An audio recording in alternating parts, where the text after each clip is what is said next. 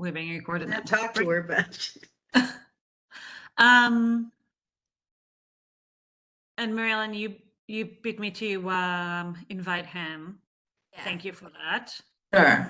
And Diane has been working on the schedule and getting feedback from, I believe, both from Robin and from Han about the route that we're going to take. Just a small a typo. It's Morzaria. Her name there is it's an A, not E at the end. how do you spell that? It's just the last letter, Morzaria, with an A, not an E. Thank you. Yeah. Oh, I could just it. Like that? Yeah. Thank you. Okay, we asked for Matt to look at the scoring rubric and see what makes sense and how can we streamline that. I don't know if anybody heard from him about it. Yeah, Matt and I met yesterday and we went through column by column. And it seems like it seems to be on track. We highlighted about 3 where the data just makes it a little bit subjective. Like one of them was site distance. One was traffic volumes, which I was hoping to add, but it sounds like we don't have equal data for every location. And so we thought that already eliminated site distance because we discovered that it's like really subjective. Is that? Oh, okay. It wasn't eliminated on the rubric at least. Okay. But yeah, so we thought we would bring those to our next subcommittee meeting to talk out a little more. Right. Thank you. And Marnie's not on the call, I believe. And what is this we're talking about? I'm lost. We're Sarah, talking about the scoring rubric for intersections. Okay. Because when it was taking, our revised version was taking Matt too long to score, so it was going to be too much work to do as many intersections as we need.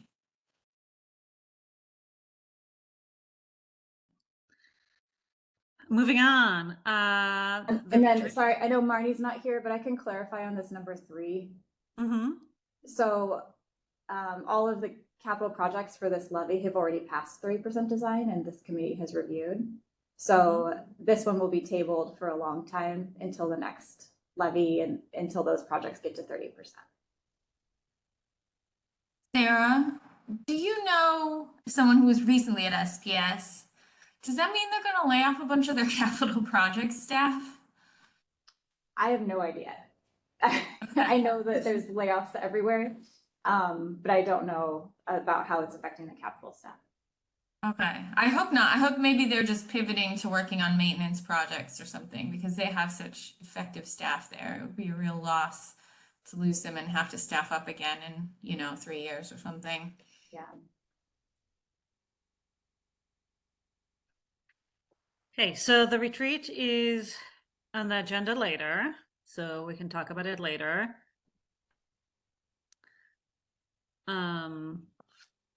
The next agenda items are about the Canada debate that we're asked to co-sponsor, and there were questions. Well, first of all, are we allowed to? And then do we want to? Diana, sorry, do you know if we're allowed to co-sponsor events like that? I don't know.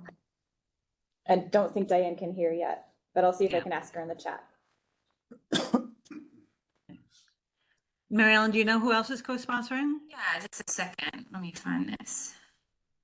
Okay, so it's going to be Disability Rights Washington, Cascade Bicycle Club, Transit Riders Union, TCC, 350 Seattle, and Seattle Neighborhood Greenways. So I don't know, we would be the only commission involved. Mhm. which maybe, you know, Margaret, as we were leaving, was chatting, you know, texting last time and saying she was nervous about even a perception of politicizing this. Maybe you want to weigh in with that, Margaret? Is she here?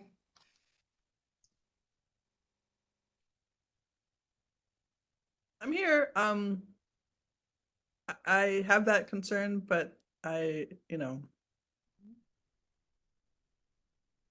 I, Yes, I'm also, I have that concern since we're the only, I guess, government representative entity on the list.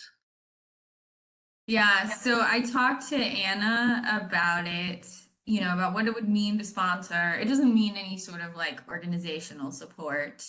She said there's going to be a paid moderator, and everyone who sponsors, you know, in addition to just kind of lending, having their name on the sponsorship list to kind of like, you know, lend a little bit of their gravitas to the event, would get to submit questions, and that the final questions would be selected by the moderator. So, I don't know. I mean, I'm still interested to know if we can, but if people are nervous about it, I might just ask Anna, you know, if we could put a couple of questions in there or maybe suggest them to her or something like this. And then, but not officially sponsor, because as a board, it is a little questionable. What do you guys think? first, her name is Anna, by the way. And I guess Oh, thank you. to me, it really hinges on the like, are we allowed to or not? Like, if we are allowed to and people want to, I'm happy to go along with that. But it may be that there's no ruling because there's no precedent. In which case, where it's back to the like, do we, you know, what is the ethics that we all see? I don't know what to do then. I'm also wondering what, Oh, Diane says as long as all candidates are invited, it seems okay, but she didn't get the official okay yet. Mhm. And, you know, since it's all nonpartisan groups sponsoring it, they are, you know, Anna said they are going to be very careful to ensure that they're, you know, following all of those rules in terms of, you know, inviting everyone who has, you know, they're just going to set some thresholds, and anyone who meets it can come, that sort of thing. Asking you know, giving everyone the same preparation and blah, blah, blah. So, sounds like maybe it is okay. If it is okay, then it sounds like a good thing to put our committee out there for things like recruiting in the future. If people know who we are and people that are active go to these things, you know, and I'm not going to be here forever, and Lee isn't either for sure. So, because we're so at our age, so we need opportunities to have people interested in our committee. I think that would be a good thing. Marilyn. Yeah, No, I'm sorry, I cut you off. well, I was just And- wondering, sorry. I was just wondering, are we opening the door here for other requests? And if so, what criteria are we going to use about what we want and don't want to co-sponsor? Is it just a nonpartisan nature? Is it kind of like, well, we'll cross that bridge when we get there? This is the first one we've ever gotten. Yeah. So You know, it's not like we have people knocking on our door every day asking us to co-sponsor events. is the intent for this to be all districts, or just? I mean, that's a huge number of people that are running this time. Oh. I I think mean, that is the absolutely intent. huge Yeah. number. Here in District 5, we're already we've been working over a month and a half on planning 3 public meetings, all candidate meetings for District 5. And we have something like 7 people just for our district. Yeah. Yeah, I mean, I think that is the intent for, you know, and that the goal is less to hear what specific candidates will say than to ensure that, you know, kids walking to school is prominently featured in the during the election as an issue, and that everybody has to be thinking about that and formulating an answer.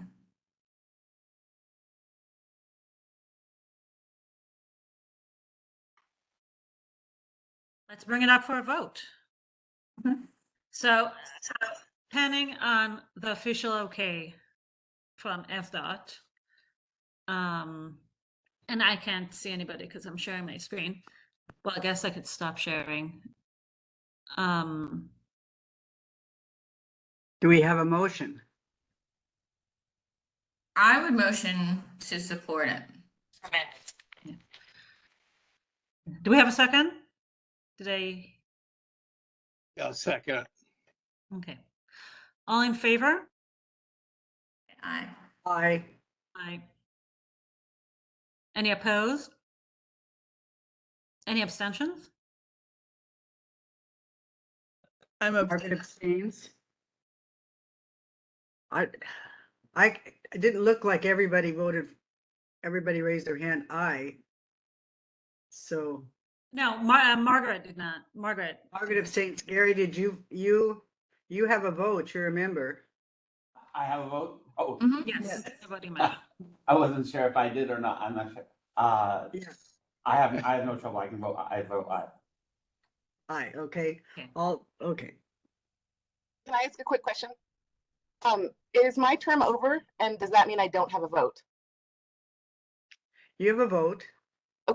Then yes, then I voted in. Yeah, maybe Diane can confirm. My understanding is that you, Robin, and you, Lee, are both acting until we Okay. find someone else, which means you can vote. Is that correct, Diane?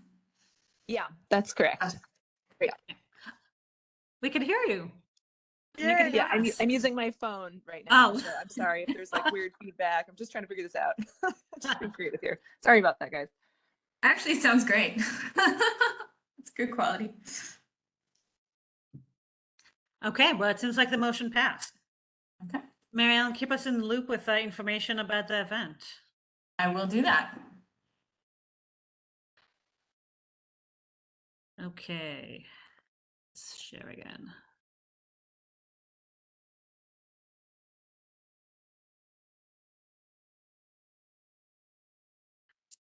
Okay, well, now that we have you here, following up with SDOT about the flashing beacons for summer school.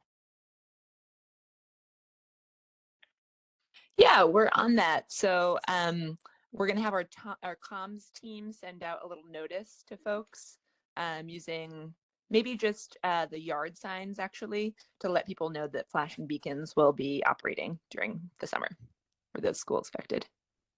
That is so awesome. Thank you. Yes, Robin. I guess the question is, Diane, will you confirm when those start? Because in the past, we've had trouble at Concord with those beacons and it's really hard to find the person. Can you repeat your question? Are you going to be able to confirm that those start? I mean, I was thinking maybe we could reach out to those schools to check with a parent, unless you can really confidently confirm via SDOT, just because in the past, when they haven't been turned on at Concord, it's really hard to find the person responsible for fixing it. Yeah, Matt is working on that right now, but definitely let me know and I can be the contact person for that. Okay, and then I'm sorry, I'm worried, not so much about Concord at this point, but about the other schools. Do we have a parent contact there or somebody? I don't know anybody at any of those schools. I don't know right now. Yeah, Sarah, do you have a sense if there's a parent contact for the flashing beacons? So they should be working at each school, but yeah, we can do like informal checks to double check.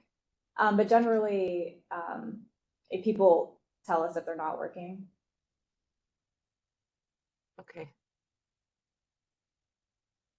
Thanks. And you know what? Ashley actually just sent me a message asking me to put on the webpage more information about flashing beacons. And so that will hopefully help direct people to us if they need.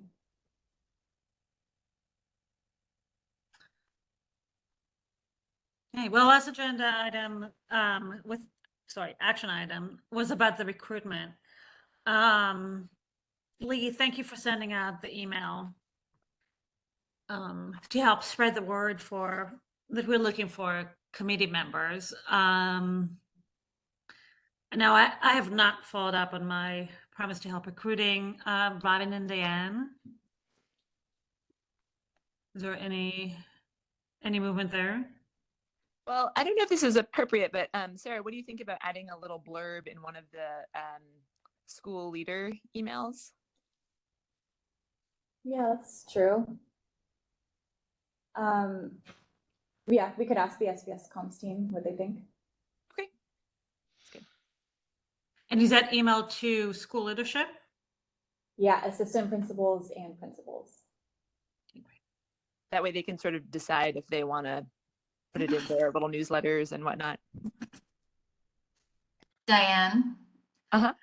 I saw yesterday or maybe the day before that SDOT's Twitter account had like a blurb about, you could serve on boards and commissions that it sent out, but it was just general. It's like, we've got openings. So I wonder if the comms person could send out, tweets that just like for each board that does have openings with a little description of what they work on. Yeah, I can ask. Aline's tack is to do a general sort of push, but I can see if she can just It was specifically really mention. vague. It took me a minute. I was like, wait a minute. They're talking about us. I didn't, even knowing it, I didn't put it together. So Okay. Yeah. That should be doable. And can we reach out directly to other boards and commissions and tell them that we're looking for people? Maybe they have people in their network that might be interested. We're already doing that. Great. Yeah. So I have Thank a you. meeting with all the other liaisons, and we're all trying to get the word out together. So yeah, they know. Great. Well, also let us know what they're looking for. Who are they looking for? Sounds good. Yep. Okay. With that, and with the amendment to update Hans' last name, is there a motion to accept the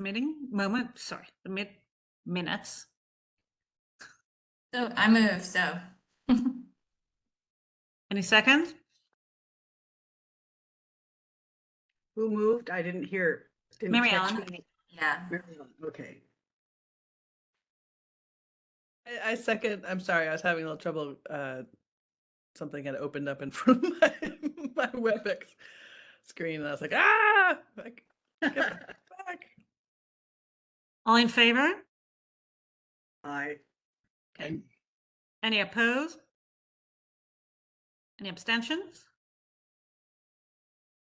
Well, the minutes have been accepted.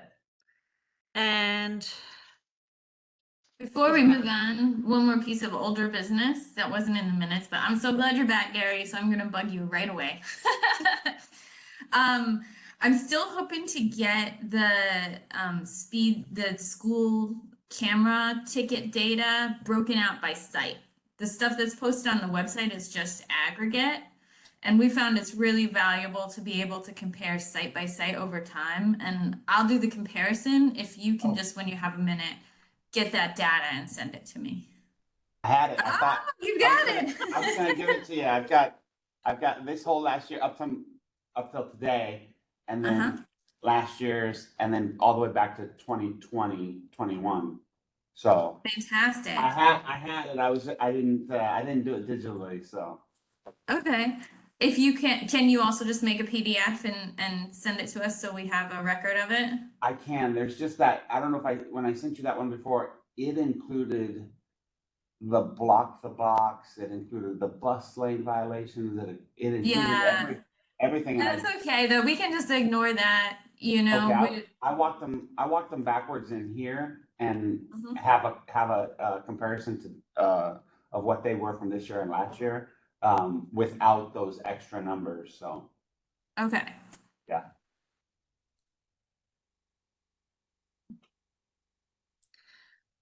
and Gary, Yvonne is asking that you contact her about the Broadview Thompson crossing guard question, and I will send you the number that she asked. Okay, To very contact good. her. Okay. Yes, that update. All yours, Dan. Sounds good. So really excited that Sarah is officially the Safe Routes to School program manager. That's like the big news that you all probably already know already, but a very smooth transition. Can't imagine a better fit for the job. Feel really lucky. So that's one big thing. And then the other kind of big thing is that we have a budget shortfall. So we're $6 million down this year and next year, and then 1.5 the following year. And it's not just specific to the Safe Routes to School program, it's all of the programs that receive the SSTPI funding. And maybe I'll let Gary speak to sort of the reasons why we weren't able to collect all of that funding. I don't mean to put you on the spot, Gary, but would you mind just sort of addressing why we couldn't collect that extra $6 million? Before that, could I just ask, $6 million out of what? Is that like budget desk, or is that substantial? So it's substantial because typically we receive around 8 or 9 million per year. Okay. So that's a lot.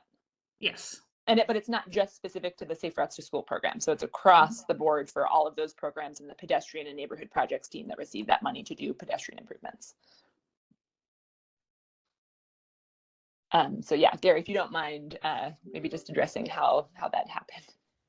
Yeah, not exactly knowing how numbers are created or so, but I think what Dan's talking about is the fact that as they do tickets, one, we've had a kind of regrowth of coming back to school, the cameras operating at a more full schedule.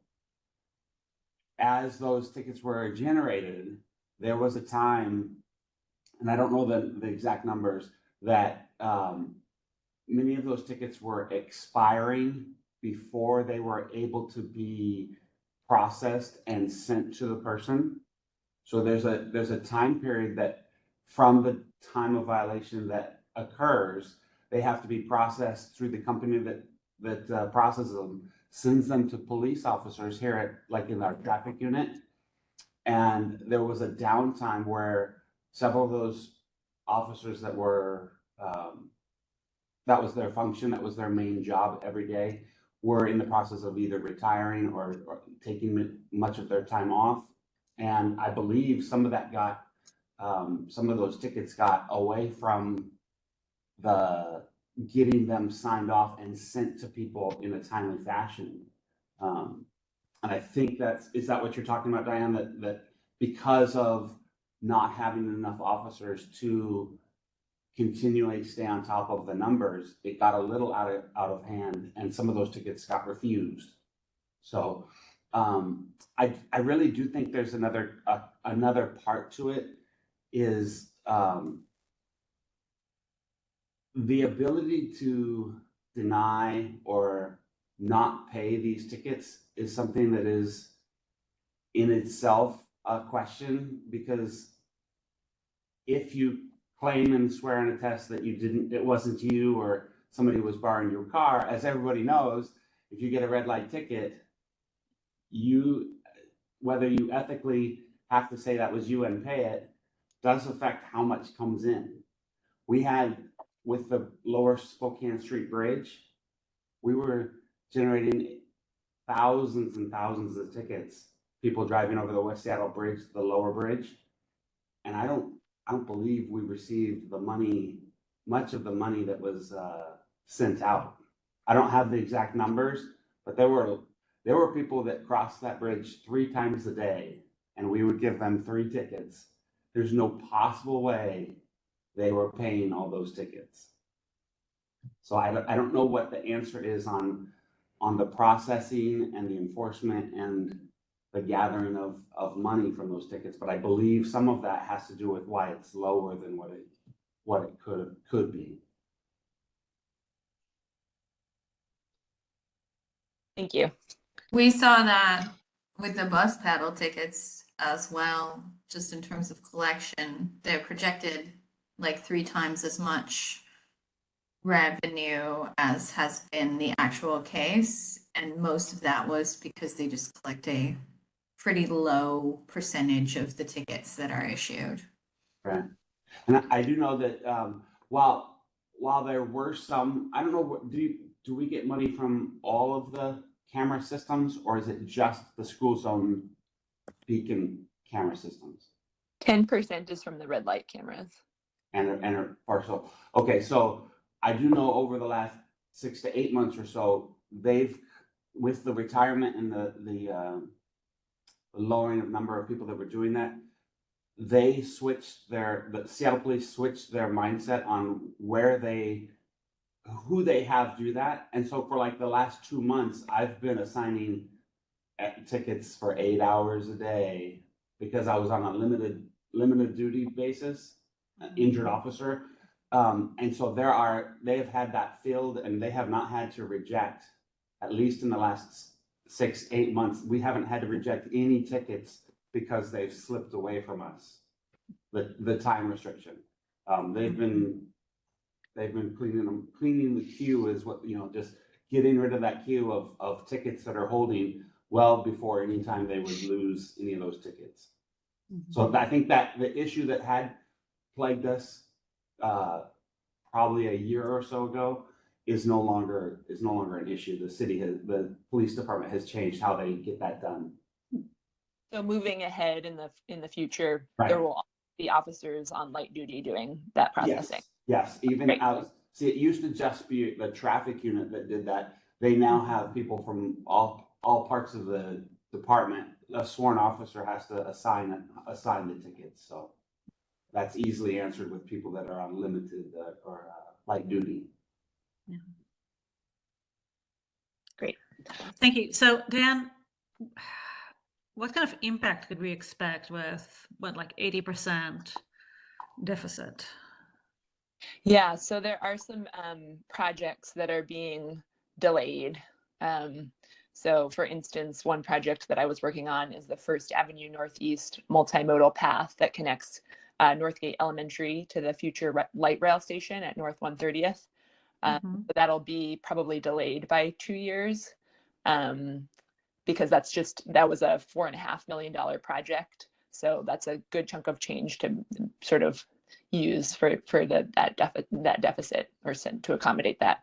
But I think there's still, it's not set, and Sarah can probably chime in here, but I don't think there's a clear path right now. It's just easier to delay some of those projects that are using a substantial amount of funding.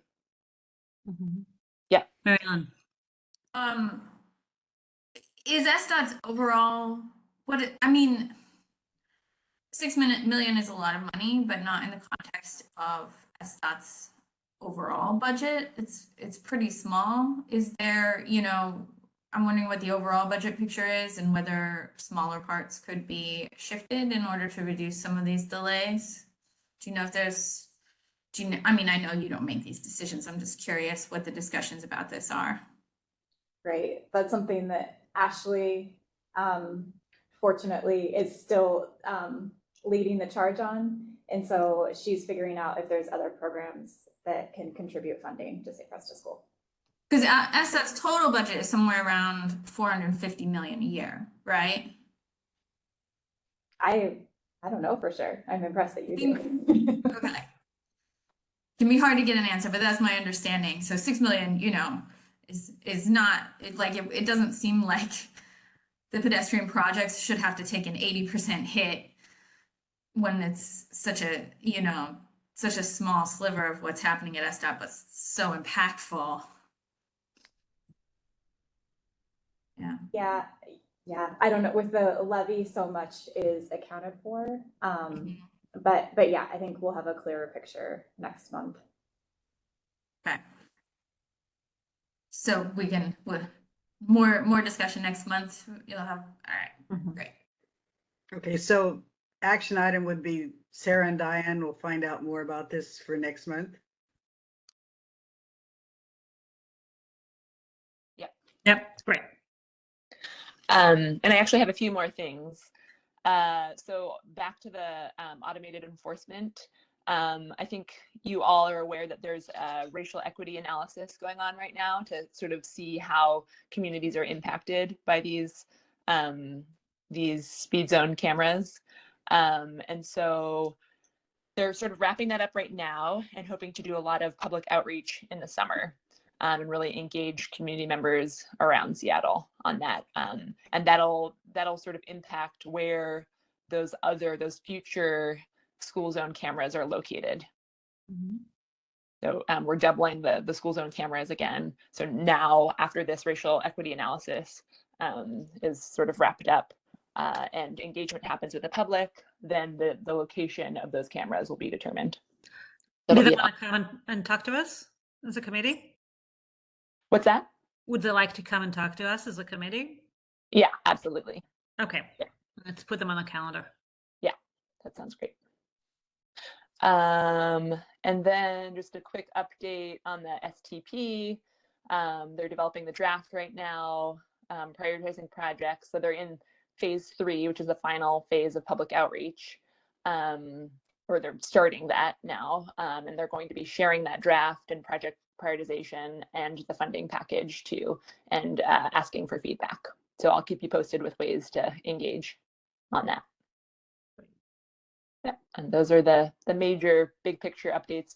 A really small note that we had to put on pause the Safe Routes to School program packages because we received so many requests from schools, which is really great. It means that schools were really excited about programming events for biking and walking. But now we've sort of been able to order all the supplies needed to get them off the ground again. So we're going to put those up on the website. And there probably won't be as many requests because a lot of those events have already happened. But there's a chance that some schools do some end of the year programming. So we're excited about that. That is fantastic. Have you communicated to those schools that next year when they request, SDOT will be ready? So that they, So for the record, all schools got something. Okay, great. Just wasn't necessarily exactly what was outlined in the package. Got it. Yeah. But we've gotten really good feedback, and we're going to have to. This was just sort of a test of what we were able to do, and it was very complicated with all the different vendors because we wanted to create these really cool packages with fun stuff that kids could use, and we might simplify things a little bit in the future so that if we get the same amount of requests, we can really supply everybody with everything. So anyway, lots of lessons learned. Oh, and that's it for me. Okay. Next item is a committee retreat. So I was charged with figuring this out, and so to do that, I asked Margaret what she thought we should do. She made the plan. So I'll let you take it away, Margaret.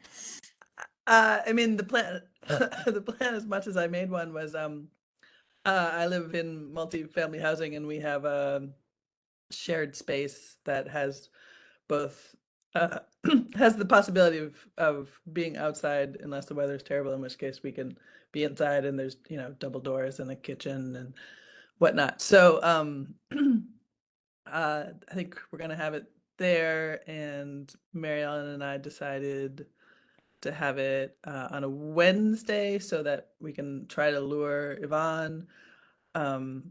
She may come up with another reason why she can't come, but we hope she can. It was, you said 3:30 to 5:30, I think, was that? Yeah, so we decided, based on our discussion last month, it sounded like Wednesday afternoon would be the best. That would give everyone the potential to attend. So it's Wednesday the 14th, 3:30 to 5:30. 14th of June. Mm-hmm. And I don't know what the rules are exactly about communicating it. I guess since this meeting is going to go up on the web, I'd rather not have that permanently on the. You don't want the address on the web, you're saying? Nah, I mean. Yeah, we're allowed to organize a retreat, so why don't you just send us an email with the address after this? The Seattle Police stole my stuff, and I got a federal proof that they violated my constitutional rights, and I don't have This seems a little unrelated. Seattle Police Department stole my So stuff. that's it for the retreat so far. And not If all people of it. want I to can send prove me it. things No, like, yeah, you really should come talk to me. But I think I'm you know, good. snack requests But I have or a cell phone to make this thing. other, I'm gonna tell the truth, and y'all can prove me wrong. What's going on at the city hall? I think it's unrelated to school traffic safety. Yes. And is there a way to mute them? Where my money at? Why y'all don't enforce the law even? Probably, yeah. No, Right, Diana, the as a Diane, are co-host. you able to mute them as the host? Cannot be sorry. I got the proof. Thank you. That you cannot be sorry. What is your name? Officer or? Perfect. Okay. So I hope that is able to be resolved. So yeah, snacks and other thoughts on the retreat, gratefully accepted. Otherwise, I'll just make it up. Seems like everybody brings one drink and one snack that they like, right? And then, One snack to share? yeah, I hope everybody can come, particularly Lee and Robin, since you won't be with us much longer. We'd really like to, you know, celebrate the work that you've done here. And if we get particularly frisky, we can go for a little stroll and see. No, we won't do that. Never mind. Okay.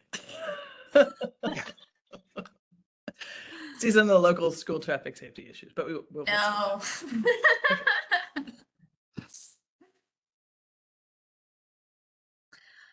So yeah, I guess Okay, Mary Ellen anything and I else will- about the, Mary Ellen and I will work out the sort of agenda for that. I guess is that what we're. Yeah, I mean, I guess that's true. An agenda. I thought we were just gonna chat and eat Oh, snacks. okay, that's fine. Oh, that's fine too. Yeah. oh, Sarah's back.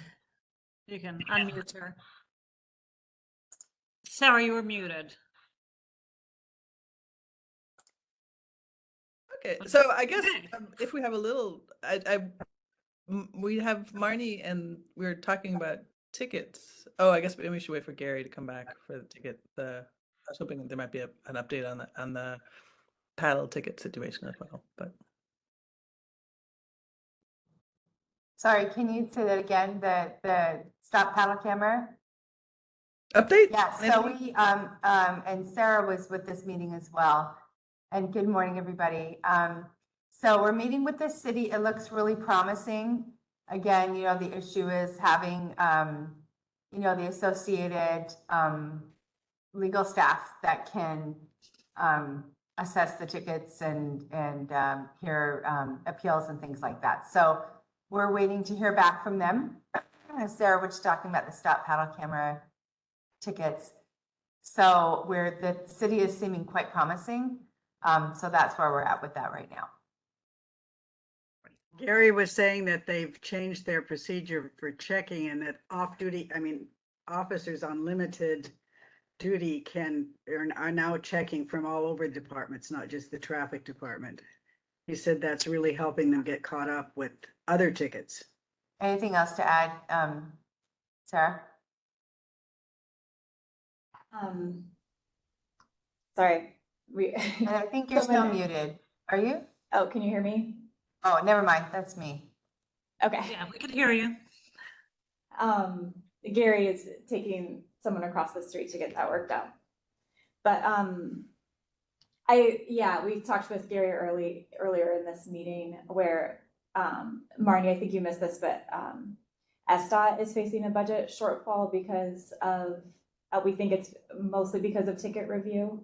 And yeah, Gary said that they are staffing that currently. So yes, hopefully that is promising for Seattle Public Schools too.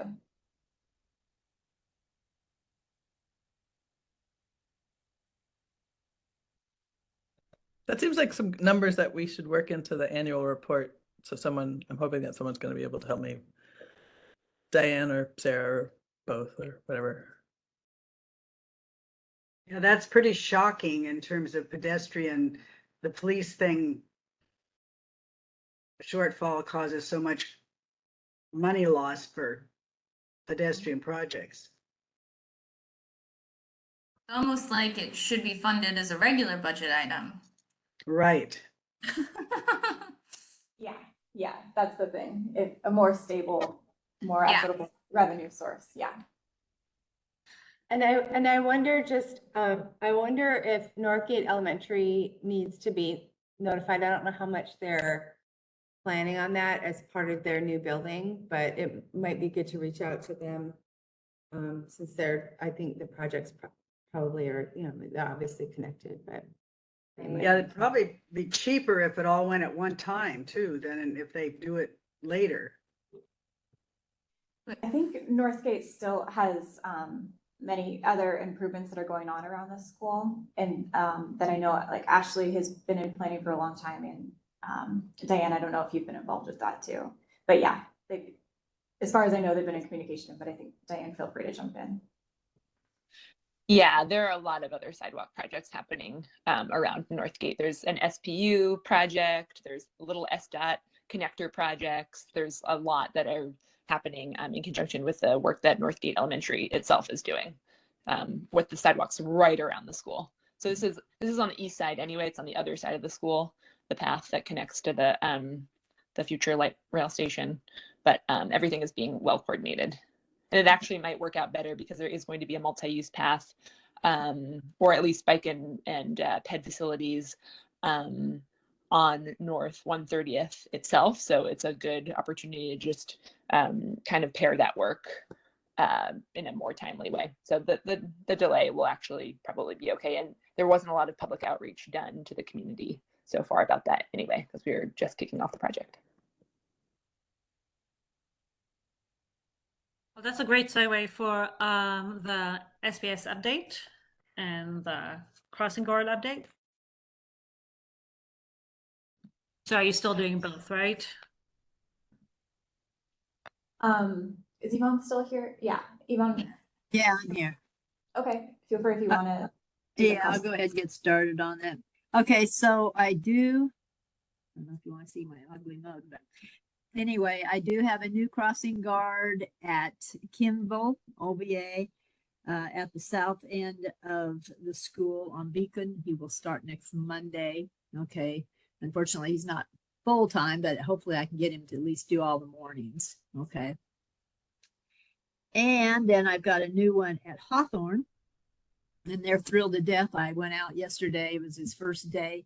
He did a fantastic job. And that corner is really busy compared to when I first started. So they've got so much more traffic coming down there. And he's hopping. He does 2 crosswalks and it's just like nonstop. So anyway, they were thrilled to get one there at Hawthorne. Okay. And then let's see what else. Oh, I had a guard that applied for Catherine Blaine.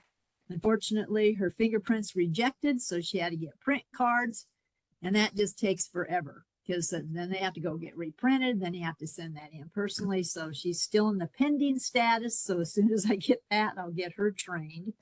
And then I have a new applicant coming in on Tuesday, and she's interested in doing Madrona. So that's a good thing. And then I did the crossing guard that was doing Genesee and Pathfinder together. He's only doing Pathfinder because he took on the responsibility of playgrounds. So he's just doing that one. So Genesee is open, but there is a worker there, one of the school people there that wants to do that. So I just have to get them trained and on board. And that's all I've got for right now. So we only lost one location, just in Genesee. We lost one, gained 2, so I'm still ahead. Yay!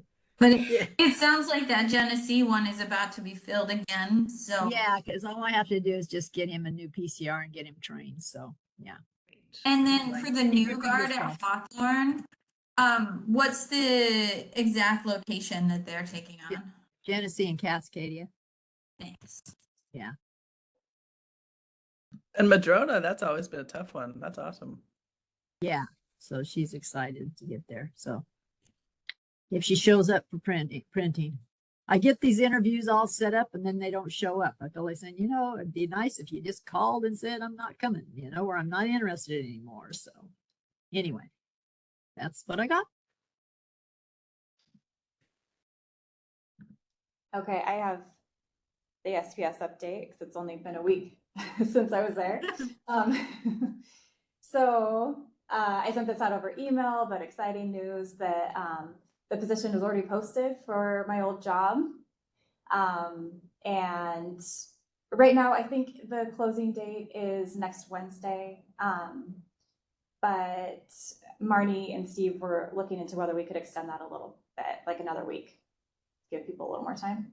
Okay. Does thumbs up mean it will be extended? Awesome. Thank you. Back to school month. It's been a fun month. It happens to be gorgeous weather. And we've had, I think this was partially packages, partially being able to communicate internally within schools. We had over 30 schools participating. That's just the schools we know about. And a couple of your schools are on here, so thank you. One school highlight is the bike bus to South Shore and Dunlap, and we're including a walking group here too. So this is working with a few different groups: Peace Peloton, Cascade Bicycle Club, Bike Works provided some bikes. I think that covers it. We're doing a bike bus to school every Wednesday in May. So we've had 3 now, and we've had consistent numbers, about 20 kids on bikes, and about 20 kids in a couple different walk groups each week. And I've been talking to a couple parents about continuing it after May. And just wanted to put this on people's consciousness in this group. We've had really high demand for bikes. Bike Works was wonderful, and they were able to provide about 20 bikes, free bikes to students to keep, but we had way more demand than that. And so if you are ever aware of systems or donations for bikes, we know that there's a demand for it. And is it something like can I just do like a call out to my network? Hey, they're looking for bikes. Like, who should I think don't want to just get the SPS and drop off bikes. Right. Right now, we don't have like a system set up for that. I think if it were a possibility, then we could go through Bike Works. They're definitely, they have high standards in terms of quality, because we did talk about like, what if we get, what if we do, thank you. What if we do fundraising for bikes from Target? We can all work together to assemble them. But at least at Bike Works preferred to use higher quality bikes. And so I think it's maybe not so simple as just asking for money or for bikes. I do think that any donations to Bike Works are going to go to kids who need them. So that's always an ongoing way for people to help. And there will be a future bike giveaway at South Shore. But yeah, just something for you, this committee, to have on their radar. One solution we had though was Cascade Bicycle Club brought their trailer of bikes that they use for the Let's Go PE program. And they bring that to Othello Park each week, and there's a few kids that borrow bikes from them each week. Oh, that's super awesome. Yay. Yeah.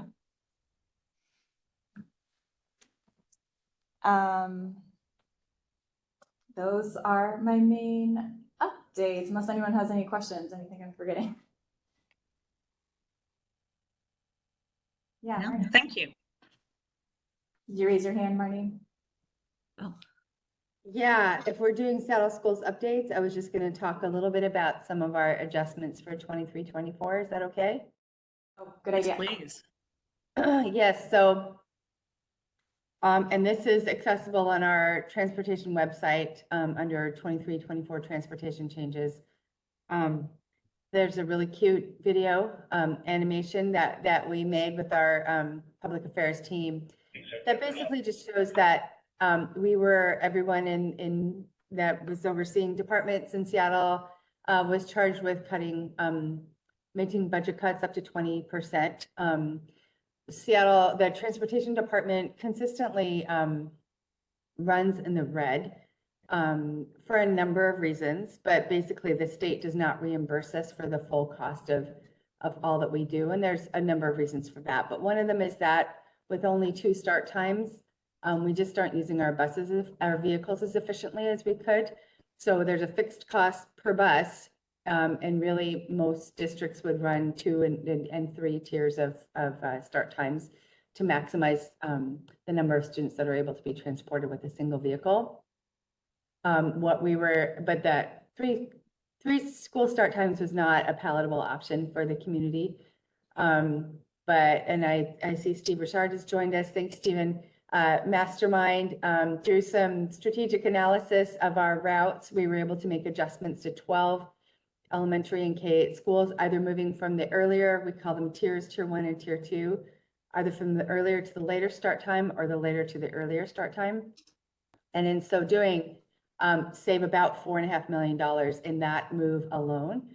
So 9 of the 12 schools are what we call equity tier 4 schools. That means they are sort of our most, from a socioeconomic perspective, our schools that are the most privileged, our tier 1 schools are the ones where we really focus in on resources.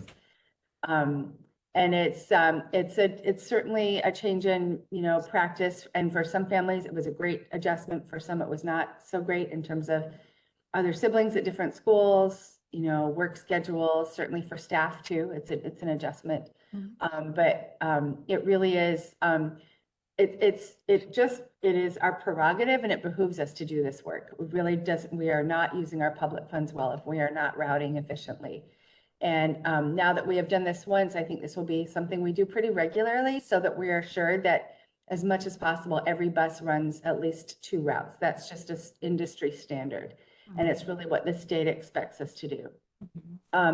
In addition, we had some high schools that had special buses, bus service. And when we did the analysis, it was, again, schools serving our most socioeconomically comfortable families for the most part, coming from Queen Anne and Magnolia, going to Lincoln High School, Ingram High School, and Ballard High School. There were reasons why those were in place, but no other high schoolers received bus service. These were kind of just something we were offering. So we also had some going to Cleveland and Chief Sealth, but those were very underutilized. So we've suspended those high school shuttles, which are not in line with our transportation service standards. There are exceptions. We also had routes running for a 2-year period for students that were coming from Kimball largely and going to Washington Middle School. So there was a boundary shift, and one of the asks from the community who were not wholly excited about the boundary shift was, can we get transportation for 2 years? That was written as an exception to the transportation service standards. We are also ceasing those bus routes. So all told, through some efficiencies, we're also looking at moving some students who were receiving transportation, special education transportation in their IEPs, who actually could be better served on general ed buses. We're working with the special education department to move those students into a more inclusive bus setting. In some cases, that was added when we first returned from the pandemic because the only students getting transportation at the time were students who had it in their IEPs. And so I saw this as a school leader. Sometimes we added that to the IEP to help a family get that transportation. But now that we have reliable on-time buses, we can move them back on those gen ed buses. So all of these things really, there are things we should be doing. Steve Richard, as someone who was in the department, was advocating for this for years. So again, kudos to Steve and the team for making this happen. This is really, without making these changes, we were just not using our resources in the best way possible. But the end result is that we're going to have some adjusted start times. We've tried to be attentive to, as much as possible, again, issues of equity and need. And also, in suspending those high school routes, and Sarah did a wonderful job of creating some guides for those students in how to utilize Metro. For some families, that's just, they're not comfortable with it. They don't want their kids having to transfer buses. We've let them know that's a pretty common thing to do in public transit. That's not a hardship necessarily. It's not as nice as having a bus, your own yellow bus, but it's something that our high schoolers do throughout the city. So just wanted to let you know that we are endeavoring to really use our resources in the best possible way and do it in line with our goals and our vision, and just be good stewards of our public funds. Yeah. First of all, thank you, and thank you for the update about the special education students going on public education bus. That is great, great, great news. I have a question about the selection of schools. And just full disclosure, my kids go to Adams Elementary that moved from the later start time to the earlier start time. Right. So as human nature, I hear all the complaints and very little Right. of the people that are happy about it, that there are definitely families that are happy about it, but they're not vocal. So how are those schools selected? Because in Adams, what I hear that we only have about 20 kids using busing in general. So how are those prioritized? No, that's a great question, and Steve can chime in too, but it's quite a sophisticated, I don't want to, technical analysis. We look at how we're routing our buses. So our buses are routed by sort of middle school attendance area clusters. We looked at for 2 tiers, and where we saw imbalance, it was a question of looking at strategically where could we make adjustments that would balance the 2 tiers. And so we didn't target particular schools. We did have a larger list that we winnowed down a little bit to make sure we weren't overly impacting any one region. And certainly we were looking at our equity tiers as well. So ultimately, in order to do the work, we had, it sounds, I'm not trying to be like it happened behind a secret curtain, but it takes a lot of sort of negotiating, and Stephen did this really highly technical part of the work to make sure that if we move this here, now we're out of balance here, and if we move this here, we're out of balance here. So it was really a question of finding the correct balance of schools while also not overly impacting one region, and also trying to avoid making changes to our schools that are already, that we are prioritizing in terms of our equity tiers. So that's how those decisions were made. Stephen, do you want to add more to that? Well, since you mentioned Adams, that's an interesting case actually, as we're looking at this, because Adams previously was a second-tier school through some historical accident that I won't go into the history of it. And it stood in contrast to most elementary schools, which are first tier. And so it's interesting to see. We have a page where we're welcoming, comments, which of course are mostly complaints. And it's interesting because what we have is some elementary schools are moving from the first tier to the second tier, and they are appalled that we would do such a thing. That's exactly, my kid's school is moving to the Right. second tier, and it's just change. It's just change, everybody's got their routine. You can't win with change. Now Adams, on the Sure. other hand, it goes the other way, and they're appalled that they have it. So, but there's two. The big thing about the thing to know about Adams is that there were a lot of the people were referencing the fact that West Woodland was going the opposite direction. So why don't they just not? And that would even out. But they're not in the same middle school attendance areas, and the bus routes are not interchangeable. The Adams route starts over on Golden Gardens on the pier, whereas the West Woodland route starts just off of I-5. They're simply not interchangeable. But even if they were, it'd be a good example of how, like, when you come up with a methodology, you can think of ways that you could make exceptions to that. But if you could do that all across the map all the way. You kind of have to work within the framework that you have. And that's sort of how you get to there. That answer the question. There were quite a bit of Adams questions, and they primarily were. And they were sure they weren't going to be able to find any daycare, but because they were going to the first tier, but so were the ones that were like, basically, if you're moving, you think it's normal, right? So, And yeah, and I should add that we worked before we also worked with our partnership groups to make sure that it was going to be feasible for before and after school care. So there's a number of things to consider as well, and I neglected to mention that. And So I'd our like- partner- yeah. one more point about the Yeah. Adams bus. I realize that Adams has a very low ridership, Mhm. but that doesn't increase the responsibility there, or it doesn't decrease it, it increases it, because we get funded for riding, right? So that bus doesn't just cost the same as all the other buses in this factor, it actually costs more. Yeah. Because we're not being reimbursed for it.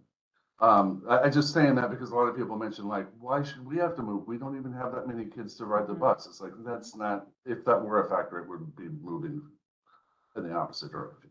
But it's not, but that's not a factor. Yeah. Do we And have- Marty, sorry. Go ahead. Well, I just want to say, Marty, to your point about the before and after school as a side benefit, it might have been the move that would save our on-site after school from closing Oh, yeah. location. Yeah, great, So thank you. for that. Yeah, thank you for the question. And I recognize, this was not, but it's, again, if you're being impacted by it, it's not small. I totally Yes, and- understand that. Yeah, Yeah. Nobody, very few people like changes to their routine. for sure. Yeah, thank you for asking that, though. We appreciate that. And we do have a Let's Talk link, and we respond to every single question. I would say, just if you're interested, we've had in the past 3 weeks, about 80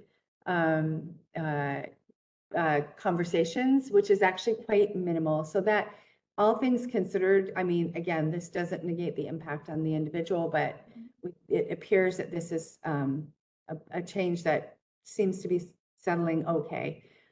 So again, this is probably something we will at least consider in the future, so that we are, again, being as responsible, and we don't want to cause a lot of disruption, but we also want to make sure that we're meeting all the key performance indicators in the industry and in the state of Washington that tell us kind of how efficient our transportation services should be. Yeah. And I think people recognize a more cleaner surgical approach to select site versus a whole system change. Well, thank you for that. Well, Yeah. listen. Yeah, I want to say, just,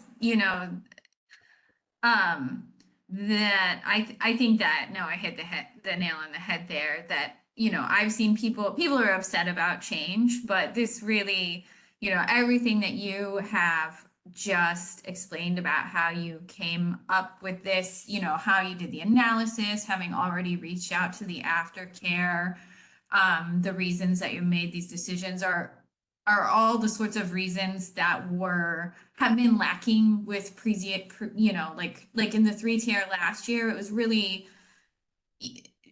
not to cast stones at anyone, I know how busy everyone is, but those sorts of answers were not available. And so, I just want to say thank you. It's really clear that you guys are doing the sort of analysis this year. And that's what I'm seeing, exactly what Noe said, that the public really recognizes that, even people who are not happy with the results. I didn't realize that SBS had already reached out to the before and after care. That, that would be something that would be good to kind of trumpet a little bit, because I think that's people's biggest worry, right? Yeah. Is, if I need to get my kid to school at a different time, how am I going to manage it? So, but I've seen, my kid's affected, and I'm not super pleased by that. And I've had some conversations with parents who are like, but I think everybody recognizes that this one seems like the number is real in terms of the savings, and that it's a minimal impact to create those savings, not a sort of maximal, we're just going to change everything. And so it seems Really like is amazing, like when you consider Thank you. when you consider like what it is we're doing, like, and what we're getting out of it, the cost benefit ratio is really kind of amazing. So it's the same number, last year it was saying that 3-tier everywhere, this huge shift might result in 5 million. If you're able to get 4.5 million by just this like more surgical sorts of changes, to be clear, that number also includes the reduction of the high school buses. So but those also make a lot of sense, right? It makes total sense. Thank you. Yes, and do check out the website, and the animation is pretty cute. I mean, it's a little more, you all understand probably a little more about it, but it explains really well why the tiers need to balance, which for some people was like hard to understand why it matters. But it's just a fun little. Do you have a Uh, link to support. that? I haven't seen it. Yeah, it's just hang on, and I'm operating not with my, hang on. Let me put it in the chat. While Mark is doing that, Mary Ellen, I was just wondering, and you don't have to tell me, but which community is it that Green Lake. Green Lake, okay. I was freaked out at first because my kid goes to an offsite aftercare place for the karate dojo. And I was like, oh, if we're the only school, then they'll drop us. But we're not the only school, so they'll work around it. Which karate dojo? Emerald City Karate. I think we talked about that. Your kids have gone there too, right? No, they wouldn't serve Adams for years because of the late end time. Well, so by next year, it's going to be about split evenly between the two times. So we'll see if maybe they figure it out. Well, side benefit, more work to Sunset Toby. Yeah. Okay. Any more updates from SPS? Did Okay, you want the me to next- cover the travel tally now? I'm sorry, what was that? The travel tally, should I cover that now? Oh, sure. Okay. So this, sometimes it's called the hands up tally. This is where it's ideally supposed to happen each year, where in the classroom, teachers ask students to raise their hands if they walked, if they biked, if they got a ride, if they took the bus to school that day. And so, it helps us get the comparison data year to year and comparison data across schools and know where we should focus. And so this, with the pandemic, it hadn't picked back up. So this is the first year since 2018 that we're picking the travel tally back up. But, having a Safe Routes to School coordinator embedded will help this happen year after year from here on out. And at least the approach previously was to put notices out to all school leaders, so school principals and assistant principals, to ask their staff to do this tally. This year we're trying, in the same theme, a more surgical approach where we're going to physical education teachers specifically, because I'm hoping that a more direct ask, and we happen to have a relationship with the physical education program through the Let's Go, and so a more direct, like, okay, PE teachers, this directly aligns with their work, and it's more or less like mandatory. So hopefully we get a higher uptake. In 2018, it was 14 schools out of about 70 elementary and K-8 that participated, but there have been better numbers in previous years. So we'll see. Our lights went out. There we go. So we'll see what we get this year, and it'll be really interesting to see what the numbers are. It's going to happen the first week of June, and so First week of June. Yeah, so hopefully we'll have a preliminary idea of numbers by end of June, and then we'll put together a public-facing report by September-ish. Great, thank you. The last agenda item was a hit and run involving a yellow school bus. It came on my radar on Facebook. It was from a mom of one of the students. It was a van of an after-school care Small Faces Center that was hit by a yellow bus that was later identified as a first student bus. Last that I heard of it was that First Student are gonna look into confirming that that specific bus was actually on the site of the accident with the GPS data. I haven't heard anything else. And first of all, I wonder, Yvonne, did you hear anything about it? And also made me wonder, what are the protocols of the bus providers to notify SPS if there is any kind of accident?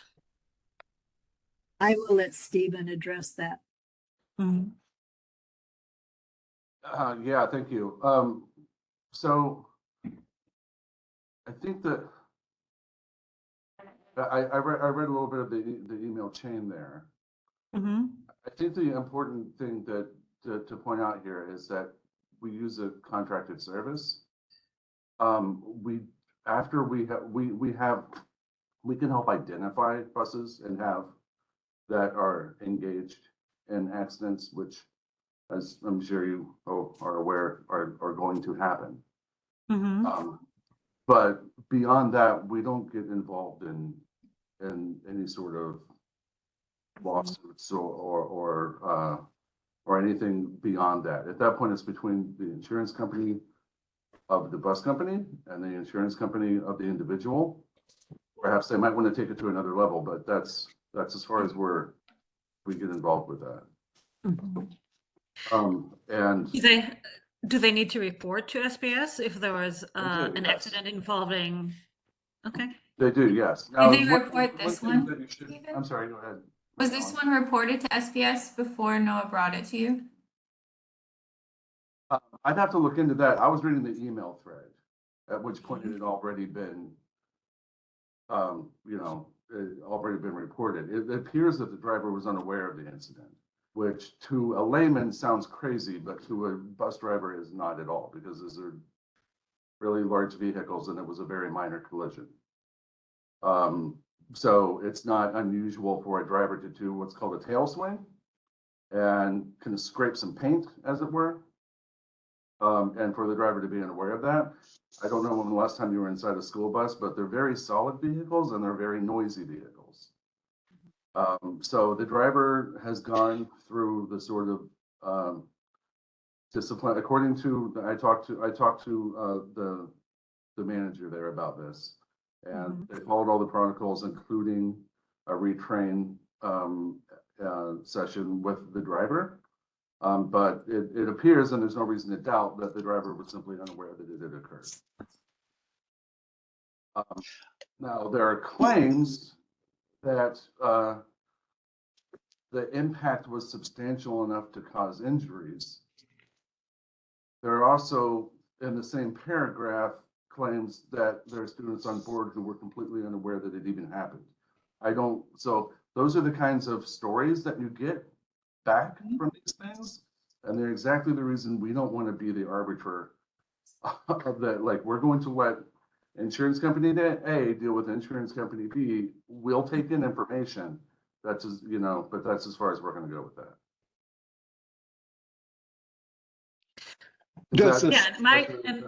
As far as I'm concerned, like, I'm not looking for SBS to reprimand the driver or to do any kind of arbitration between the parties. I just wanted to make sure that our contractors have an obligation to report to you and that information is being recorded. They do. They share, and we do, sometimes depending on, typically bus drivers will report. We have 2 dispatchers in our control center, one from Zoom and one from First Student. So they are in live, real-time conversation with their vehicles at all times. And so they will typically report. There's a control center lead. When an accident has happened, they will tell that lead, and that lead will email us on the team. So yes, they typically do report that. So to Stephen's point, sometimes a bus driver might not report it because they weren't aware. They might not report it because for another reason. But typically we are made aware. And if it's a non-injury accident versus an injury accident, we know those things. And we do work with the bus providers to request video if someone says, this, happened on this day at this time, we can work with that bus provider to provide there's real-time video running at all times in all of our providers' vehicles. As well as GPS that we can track. To see, like, I can draw a circle around an area and see who was in there within a given time range. So it's a symbiotic relationship, right? It's our kids on the buses, it's their vehicles in their service, but we definitely collaborate. You guys, I'm sure, are both aware. I've had parents reach out with some, not this year, in past years, with some really disturbing stories about crashes that were not reported. One involved the bus being unable to move and the bus driver just telling the kids to get out and like find their own way home, but the school wasn't notified and it didn't appear, you know, the parents tried to follow up and SPS central admin was unaware. And so it was just like kids who happen to have cell phones were calling for rides, and then whoever showed up took everybody home. Obviously a really dangerous situation. So that's just the context in which, you know, that's not what happened here, but we're just, you know, wanting to make sure that these sorts of past problems are not continuing. Absolutely. That is just a worst case scenario that nobody wants to have happen. And we're pretty, like I say, we have our dispatchers right there, but if if it should happen, a bus driver does not call it in or does not notify someone, that's a problem we rectify as well after. I mean, in that kind of a case, that's not acceptable. That is contrary to every ounce of training and conditions of our contract and all of those things that should be in place. So absolutely, we would want to correct anything like that and hopefully not have that happen. Yeah, thank you.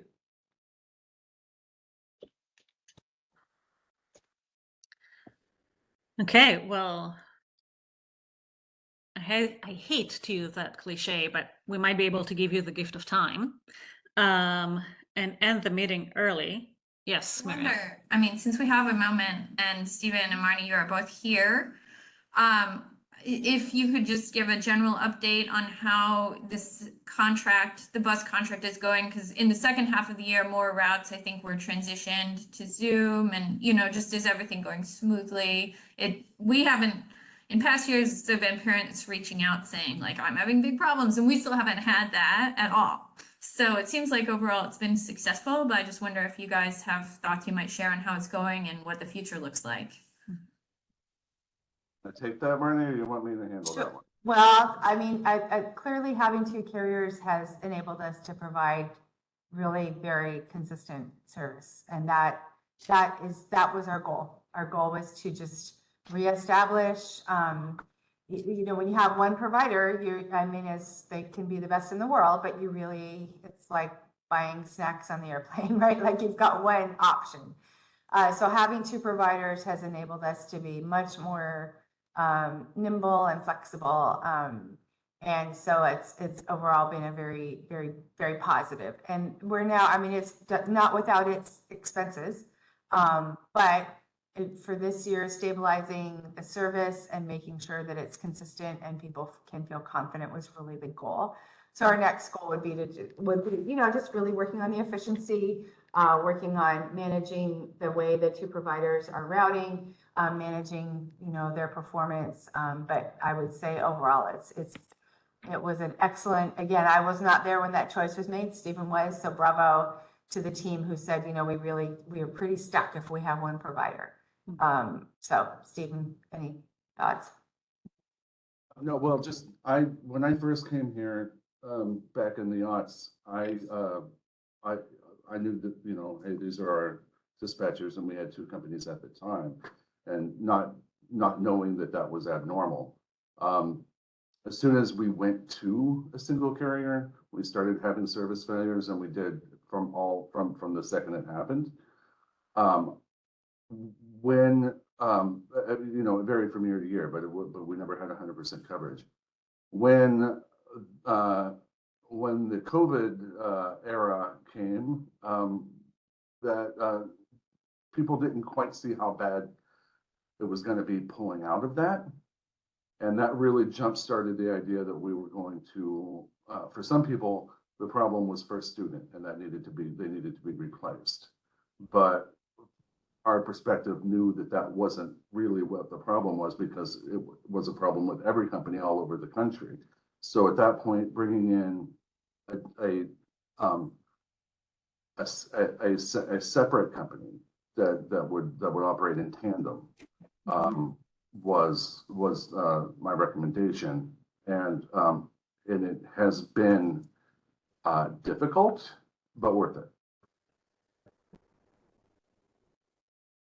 So do you feel like, so then this is for the foreseeable future, the goal is to retain this sort of like approximate 50-50 split between two companies Yeah. as the solution.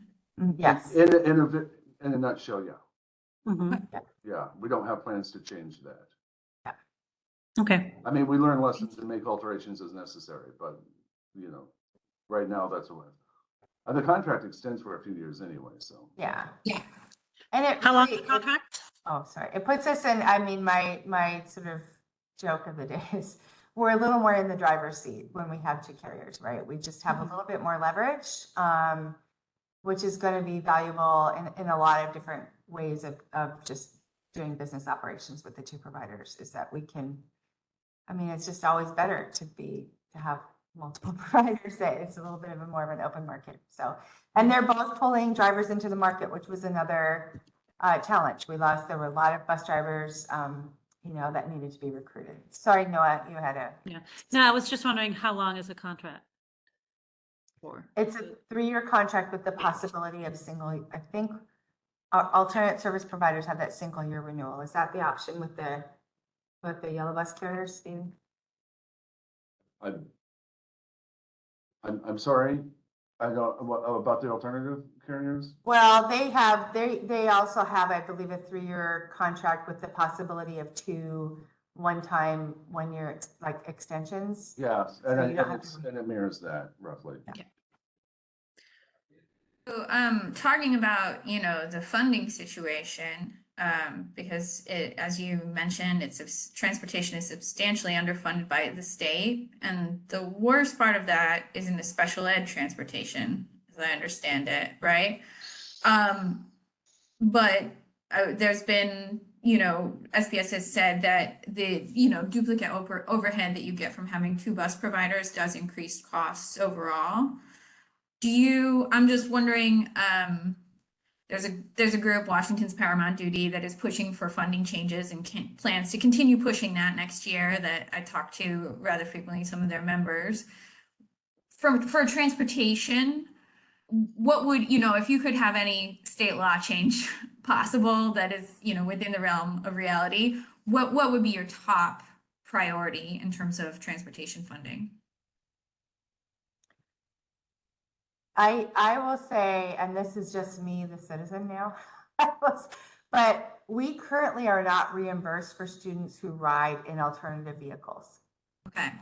So, and I know it opens up a lot of things in terms of labor, but, you know, ride hailing, and we use ride hailing services for a lot of our students. The 2 groups of students that we are obligated by law to transport, students with transportation, their IEPs, and students who are unhoused and use and qualify for transportation under McKinney-Vento state law. We use car services. Now we're looking at moving more students in the coming year back into yellow buses. But I do think it is problematic in this day and age when we have access to different service options that are car-based. To not reimburse for kids riding in cars where that works best for the family. That's just, I mean, I recognize that causes a lot of stir for a lot of people. So that's not an official Seattle Public Schools position. That's just, if I were to just say, nah, it seems like that might help, but I don't know what you think, Steve. I understand the rationale, but it's kind of tricky. You know, Seattle Public Schools is an outlier from, shall we say, normal bus transportation anyway. If you go next door, you're going to find a bus barn, and you know, the contractor situation feels normal to us, but it's not around the state. Smaller districts are able to have, you know, Bob and Joe go out and drive the 2 buses if they need to get their kids to school, right? So in those scenarios, you know, when you don't have quite the homeless situation that we do, when you don't have the traffic situation that we do, et cetera, or just the mass of it, and you know, we're talking about it, Seattle feels big, but geographically compared to the rest of the state, it's tiny. And we're looking at, you know, so we're the outlier here. So what we do doesn't always mesh with what the state as a whole thinks of as normal. So that's something to consider Yeah. there. Yeah. They're not necessarily going to bend over backwards to accommodate, to make the rest of the state fit with our weirdness, which, let's face it, we all know Seattle's a little weird. Can I ask about the alternative vehicles? Because I believe last year there was a push to get some of these students into van services, and the thought was that those would be reimbursed as as school buses because of the licensure requirements and for the drivers and things, but that to drive a van requires less of an endorsement than a school bus, so it's easier to staff up, right? That's the concept. So when we're talking about not reimbursed at all, are things like, we're just talking about cars, taxi cabs, things like this? Or are we talking about, other things as well? Well, first off, you have to, that's not the only factor. The other factor is just the economy of scale. Sure. Right? I got one driver who's moving 70 kids. That's what I want to do. Oh, sure. Right. I just want to make sure that I'm understanding what you're saying. What is getting zero reimbursement? From the state, you're talking basically everything except the yellow school bus. I heard some discussion about whether or not, about if there was some, you could have, but you would still have, if they could do a white van thing. Honestly, don't remember if that ever came to pass. I don't think it did. It didn't, because that's what Hunter was saying, that looking at the rules, he thought it would count, but that because of the way it's reimbursed after the fact, you kind of have to try it out and then see what the state says, right? Yeah. I mean, really, honestly, if we can get a kid on a yellow bus, we're going to do it, even if that means, like what I try to teach my staff to do is if I've got a bus and it's going around this middle school attendance area, right? But I've got, let's say, for example, an MKV student. I don't want to just say, okay, MKV on a cab, go. Yeah. I want to see if there's a way that I can get that bus to reach out and get that kid. For sure. Not always possible. You can see. But what about, because I think there was discussion of a partnership with Metro, like van pool for some of these McKinney-Vento students who are coming from very far away, where it's never gonna make sense to send a yellow bus like down near Olympia and things like this. Yeah. Is this something that's still getting $0? Is it getting any money at all? Not familiar with what you're speaking of, even. That hasn't been something that's been on the table since I've been. So it's not happening right now. And the tricky part about that is that whenever you've got a McKinney-Vento, for example, situation where it's a one-off, and like yesterday, I was looking at somebody who was in some place I had never heard of, right? In that kind of situation, it's going to be, it's going to be for the, that Prius is going to be your best vehicle. Let's face it. We don't want to hog up a 70-passenger vehicle to try to. Yeah. Even if it's not funded, it's still better than removing that resource for that situation.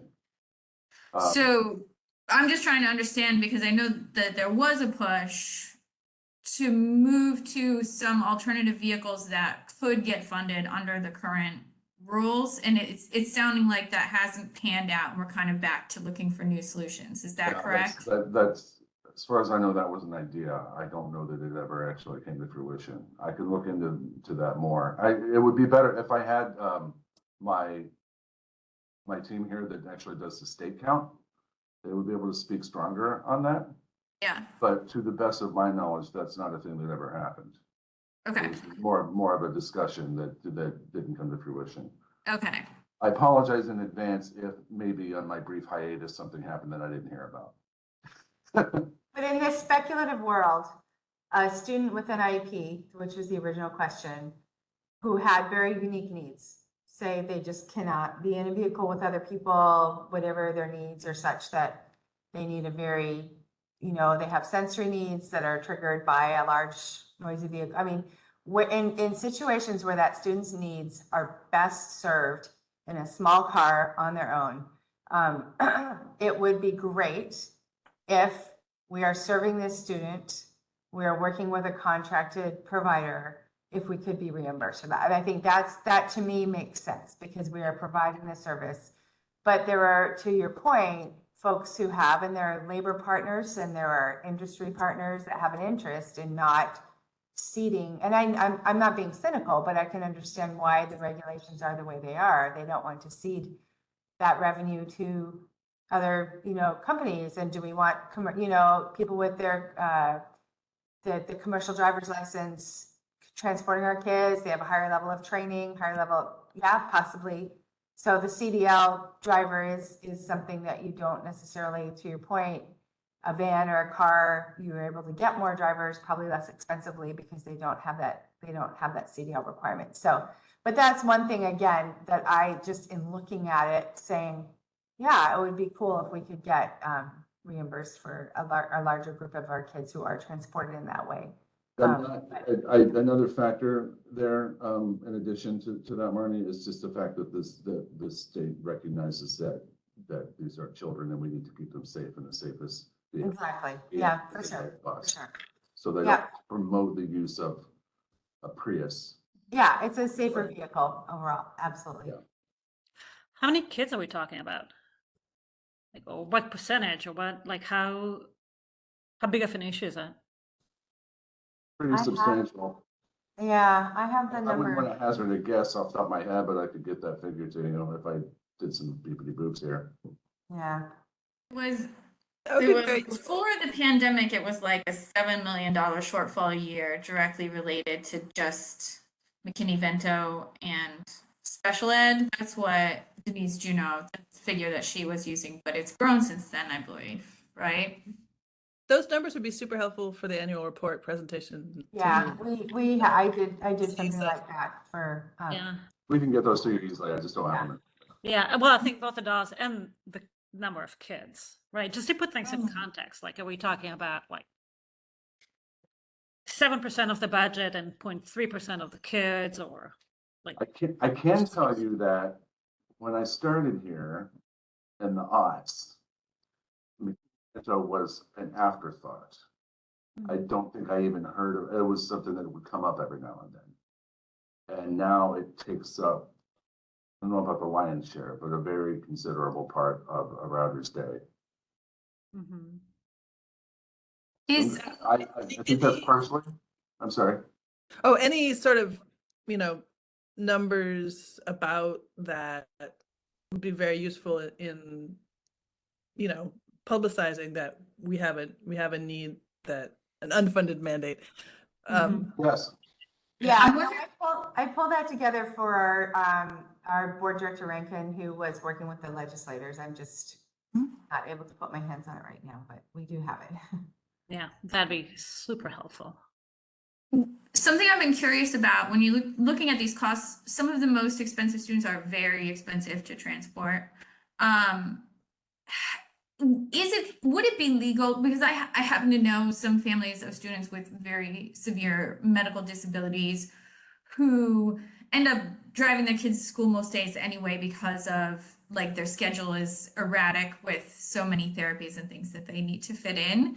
But they do use yellow bus services as well. And I'm just wondering if there's ever been any program to pay families to do their own transportation, because it seems like there could be savings there with some of these students for whom the costs are very high. And it might be a real boon to the families who are ending up doing most of it anyway, So here's the problem with that, Mary Ellen, is that we have a 70 passenger bus. We get reimbursed per student. If we put a passenger bus on the road, do you see where I'm going with this? And it only takes one student, we lose money, and then we have to pay 69 other families to Well, a 70 passenger bus is, I'm talking about students who ride 3 and 4 to a small bus because they have like special very severe, with severe, disabilities. We have Yes. a program, but not for the sake of saving money. Yeah. Oh, yeah. We do provide, it's called in lieu of transportation. So if we are unable to serve a student with a yellow bus, we can reimburse a parent driver, but that's not at just any parent's discretion. Like if we could schedule a kid on a bus, we will do that but we do provide that in cases where it's not feasible for for us to transport and a parent is transporting.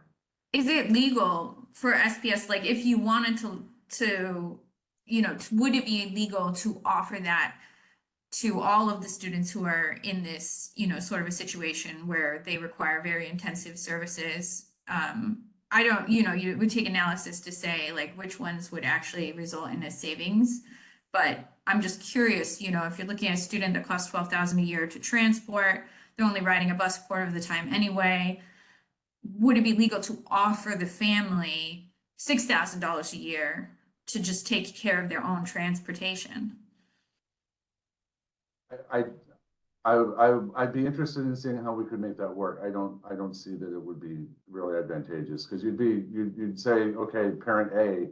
I mean, usually we have very few buses that only serve one student. Yeah. And as soon as we put that cost on the map, we lose money until we get to zero, right? Okay. So, Yeah. I just don't.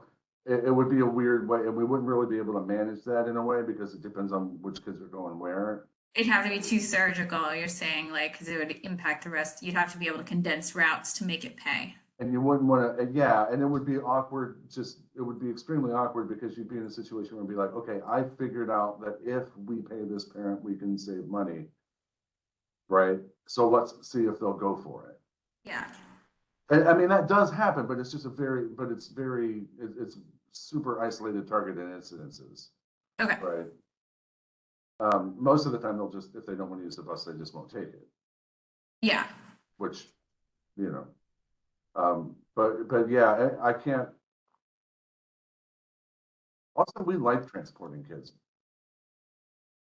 Well, of course. Of course. I was just wondering, some parents had a discussion around, like, is there any, you know, given that the state is stiffing SPS in this unconscionable way, yeah, you know, until they fix that, is there any way that we could, you know, provide families a lifeline and also save some costs? Yeah, So and Maryland- Merlin was asking, yes. Merlin was also asking in chat about we're getting into equity issues. And yeah, I would I agree can see about that. equity, about, you know, like who decides what, and some. Yeah, I mean, I think yes. So I wanted to let you know, so as of February, we had about 581 students who are identified as qualifying for transportation under McKinney-Vento. So just to give you a sense of the scale of that. That's about 1% of the population in SPS. Yeah. Yeah. And the cost per student is about $14,000 for transportation. 14,000 per school year? That's per school year per kid. Yeah, I think that's what I'm reading here.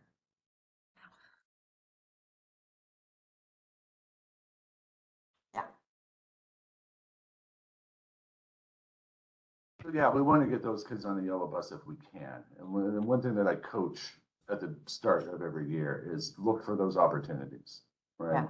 Because it's far too easy, especially during startup when everything is hectic, it's far too easy to be like, okay, slap that kid on a cab, let's go, right? When you could look deeper into it and say, what if this bus took a little detour, right? It's not always possible, it's usually not, but when you find it, when you see how much a car costs for a year, it's worth having a peek.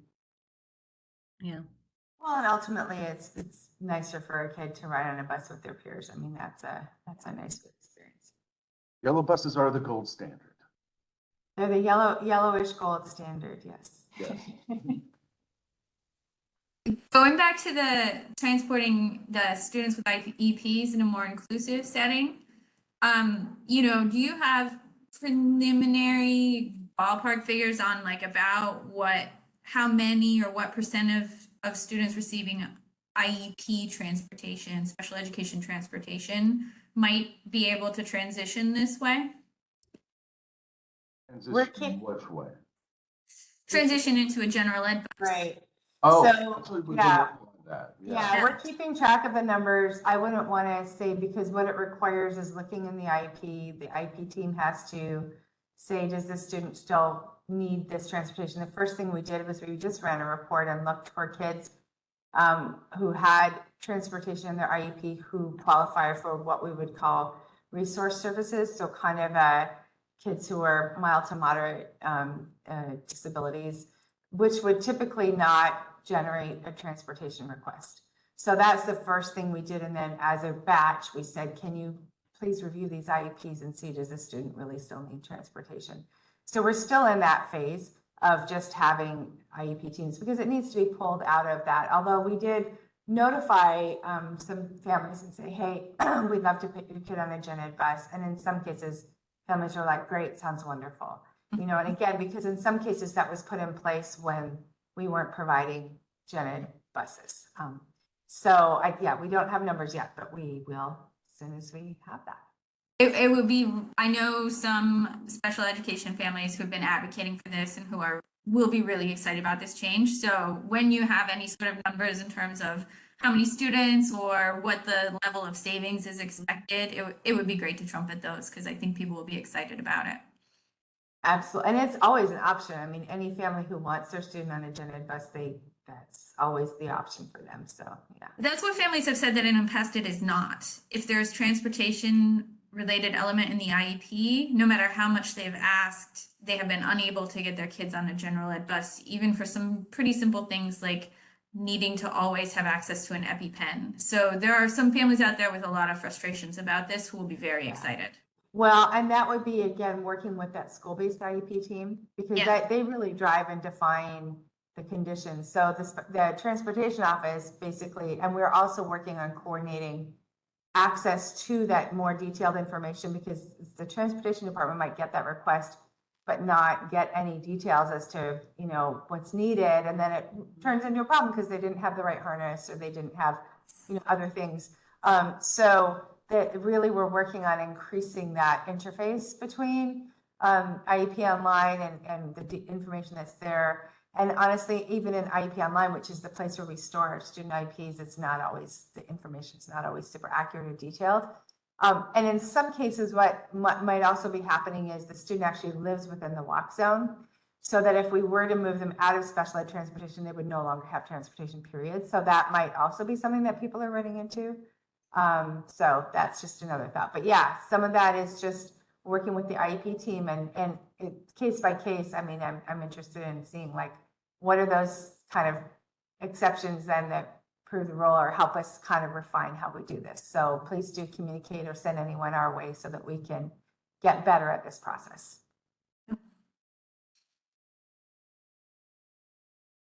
Liza Rankin's one of the people actually who had her kids have aged out now. She said somehow her non-IEP kid got assigned based on the fact that the older child had an IEP and they could never get him off it.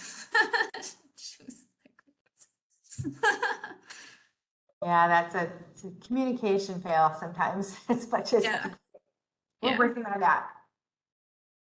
Well, thank you for allowing me to pick your brains. I really appreciate it. And it'll be great to, these updates are so helpful. And I know that community members will be thrilled to hear about all of this great work you guys are doing. Well, I have to give it up to Steve and Sarah. They're great, great colleagues that are doing, and Yvonne, wonderful work in the department. Especially Yvonne. Sarah is now considered a traitor around parts. Yeah, I'm cut. Well, I'm going to thank Sarah for you. My heart is. We've turned it into the Sarah Calling Memorial Cubicle. There's a little shrine there now. Did you appreciate that I left some walking, biking paraphernalia for you all? Yes, thank you, thank you. You're welcome. I want to thank Sarah and Marilyn for sending me photos for the annual report, and encourage anyone else who had any cute photos to send them to me, and anyone else. You will be hearing from me with drafts of it, so get your editing pens out. Great, and our next meeting is in person at City Hall with an option to join remotely. One more, can I put one more thing in? Thank you, Margaret. Because we found in the past that August is the month that we want to be on city council's radar to present that annual report. And Diane, would you reach out to talk about getting us a time slot? Yes, I can for August. Yes, Yes. for the transportation committee. Mhm. Thank you. And who at SBS should we work with getting on the board meetings to present it? What have you done in the past? We used to go to the operations committee, which is not, they've suspended all of the committee work, so I don't know Yeah. if they will. So I'm gonna give you, I'll put the email for Ellie Wilson Jones in the chat. She's the board, she organizes the board agendas. Okay. She's Director of Board Relations and Policy. And feel free to copy me as well, and I Okay. can make sure that we get that pushed through.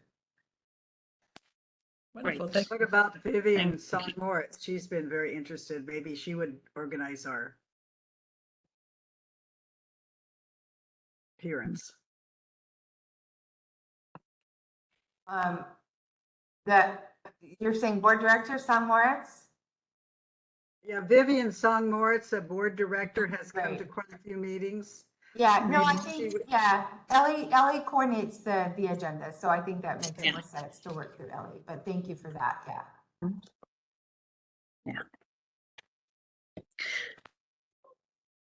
Okay, anything else? Yeah, I just want to remind everybody that we have our walking tour on Monday. That's coming up. This is this coming Monday from 10 to noon. So I'm about to send out a calendar sort of reminder, but let me know if you have any questions right now. Okay, and would you, I can't remember, did you send out the route? Yeah, the route is included. Okay, after that, great. Who here is planning on joining us? Great. Okay. Well, then have a great weekend. I'll see most of you on Monday. Sounds great. Thank you. Okay. Bye. Thank you. Bye.